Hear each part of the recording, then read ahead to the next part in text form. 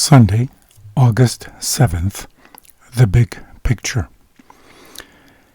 When we are hurting, it is very easy to presume that what happens to us is the only thing that matters.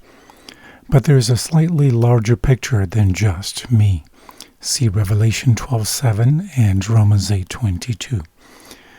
Habakkuk 1:1-4 says, "The burden which Habakkuk the prophet did see, O Lord, how long shall I cry, and you will not hear? Even cry out to you of violence, and you will not save.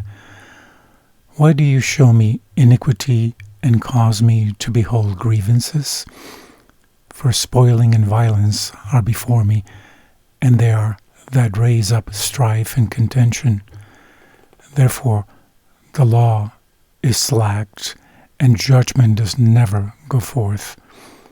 For the wicked does compass about the righteous, therefore wrong judgment proceeds."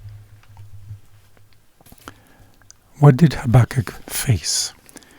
You might expect that God would say something like, "That's really terrible, Habakkuk. Let me come and help you immediately." But God's answer is the opposite. He tells Habakkuk that it is going to get worse. Read this in Habakkuk 1:5-11. Israel had been taken into captivity by the Assyrians, but God promises that worse is coming. The Babylonians will now carry away the people of Judah.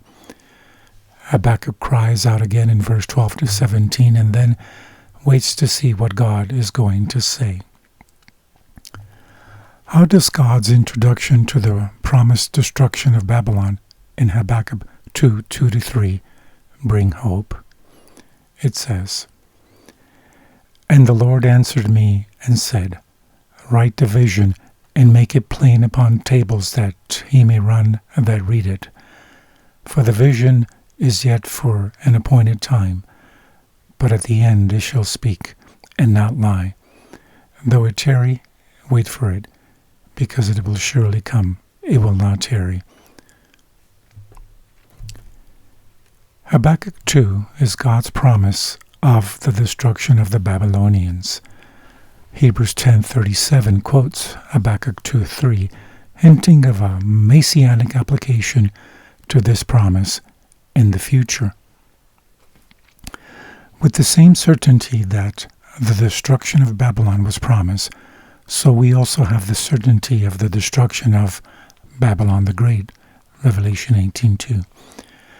Habakkuk was trapped between the great evil surrounding him and God's promise of worse to come.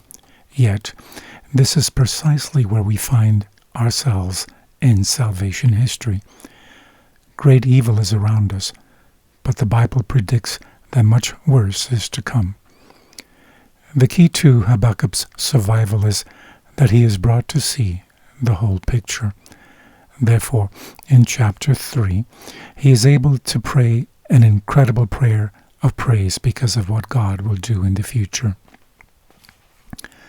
Read Habakkuk 3:16-19. What does Habakkuk identify as his reason for hope? And what is the hope of God's people as we wait for the last prophetic scenes to unfold?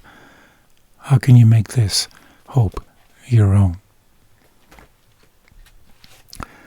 From the book Prophets and Kings, pages 385 and 386, it says, "God answered the cry of his loyal children, though his chosen mouthpiece. He revealed his determination to bring chastisement upon the nation that had turned from him to serve the gods of the heathen. Within the lifetime of some who were even then making inquiry regarding the future, he would miraculously shape the affairs of the ruling nations of earth and bring the Babylonians into the ascendancy.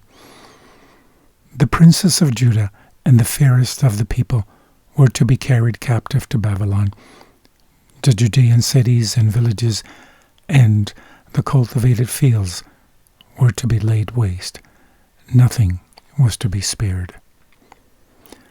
Confident that even in this terrible judgment, the purpose of God for his people would in some way be fulfilled, Habakkuk bowed in submission to the revealed will of Jehovah.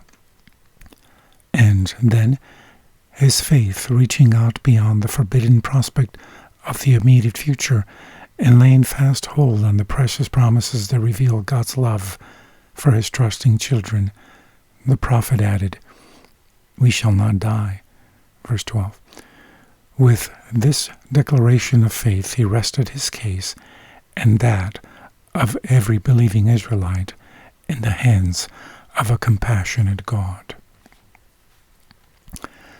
From Prophets and Kings, page 386-387, it says, "The faith that strengthened Habakkuk and all the holy and the just in those days of deep trial was the same faith that sustains God's people today.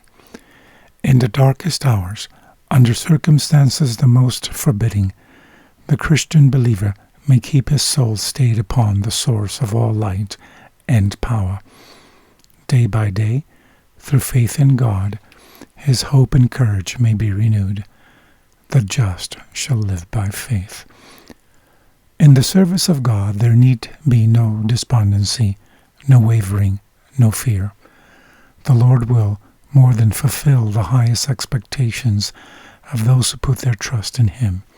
He will give them the wisdom their varied necessities demand." Have a blessed day.